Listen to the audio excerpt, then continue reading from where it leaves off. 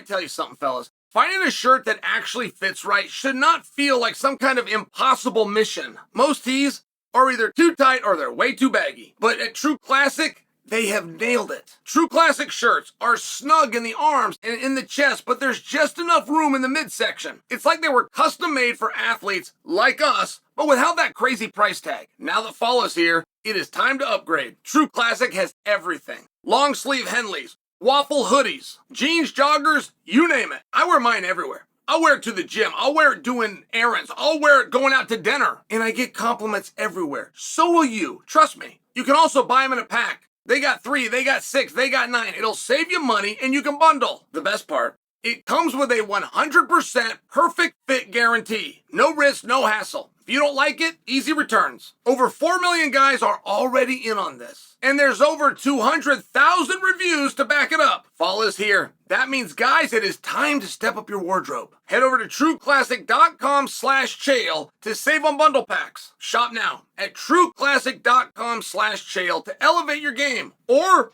just click the link below. Ankalaev, boy, that's a handful. Ankalaev is a handful. There's a lot on this. First off, I would like him to get his due. There was a narrative prior to the fight, and hey, Ankalaev, got everything right. You got a great ranking. This is a very difficult opponent. This is a #1 contenders match, but you got to look good doing it as a caveat. Now, that's extremely consistent with everything we've ever heard over at the UFC, right? Show, fans come first. I get it.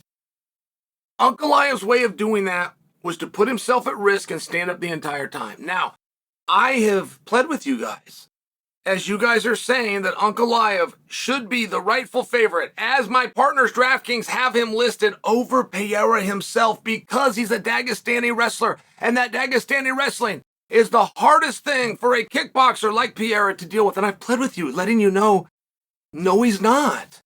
He's not a wrestler, not according to him. I understand that he can wrestle. I understand that he wrestles a lot, and I understand he's very good at it. But he's not a wrestler. If you went and asked the guy, what are you representing? What sport? Much like Khabib would say Sambo, Ankalaev says kickboxing. That's what he prefers. That's who he ties himself to, and he would like to represent in MMA. And you saw that in his fight with Rakic. There was no wrestling. Not a matter of the wrestling failed or it nullified itself. There was no wrestling. Ankalaev at no part, and this was part of his process of bringing his best skills, his favorite skills, but also satisfying the you must be exciting. There has been a narrative in our sport for the longest time that the most exciting fights are the ones where the guys stand up and bang. And I had no problem with Ankalaev's fight with Rakic, largely because I understand how good Rakic is. I understand the risk that he was taking, every movement that Rakic and Ankalaev had. I'm sitting there and I'm juxtaposing, and I watch him with Brendan Fitzgerald, got Dustin Poirier there, and I'm asking them, guys, are you seeing anything? Dean Thomas, are you guys seeing anything that you believe Pereira would have problems with? And that's the great one we got to tie together, whether he would or not, right? Like the fight is between those two. We as the audience need to have the imagination. We need to be able to believe that this guy has a skill that this guy can't deal with. It's the art of war. And I think that was not our best version of Ankalaev. I think that was a toned down Ankalaev for the point of attempting to tune himself up, trying to be more pleasing to watch, made him look less threatening.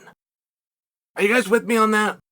Because while you were wrong, the narrative out there that Ankalaev was this great and powerful wrestler that's going to take on a kickboxer, and that story goes back to 1993 and heavily favors the wrestler. While you're accurate about that, you were wrong that he prefers to wrestle.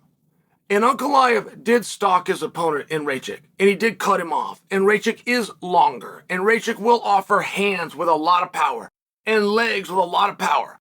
And Ankalaev felt those, but he rolled with it. He took the power up. He managed to fire back. I think that he looked very good. I just think that people miss, including Ankalaev, I think he misses how much we MMA fans really do like MMA.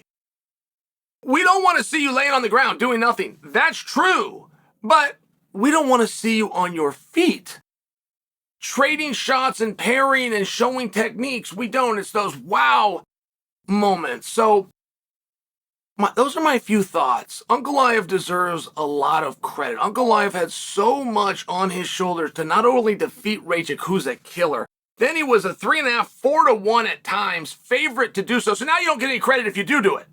Now it's expected, is my point. And then he's got to look good. He's got to look good. He's got to be exciting, which is a two-man dance. A hard spot for Ankalaev. And you saw Ankalaev smile after this fight. It's one of the first times you've ever seen him smile. That was relief. That was relief of everything that he had to go out there and face. So, do we put Ankalaev against Pereira? One guy that will insist we do is Pereira. Pereira hears what you say. Pereira does not love the notion that Ankalaev on a mythical line at DraftKings is the favorite. Oh, and by the way, the only favorite. DraftKings put Ankalaev mythically against everybody in the top 10. Pereira's favorite to beat everybody in the top 10 except Ankalaev. And if Pereira was to stay at 205 pounds and not face Ankalaev, I'm telling you right now, the guy that's going to have the biggest problem with that is going to be Pereira. Pereira's not going to let it happen. But I'm not willing to tell you it's going to happen because I don't believe Pereira is staying at 205 pounds. I believe Pereira's next fight will be against Tom Aspinall. I have reason for believing it. I even believe it's going to be sooner than you might think. January. But there's a lot of things that have to happen before we get to that point. The talk of Ankalaev, Pereira, look, Ankalaev's the right guy. Welcome back, Rajik would be another thought of mine after that fight. I told you guys all week how good Rajik was. I told you what a threat he was. I told you he can stay in there and go with anybody. Well, he just did with a guy that's basically undefeated and a very clear top-ranked guy. So we had a very good contest. But before we start looking to what's next for Pereira at 205, I'm predicting for you what's next for Pereira is actually at heavyweight.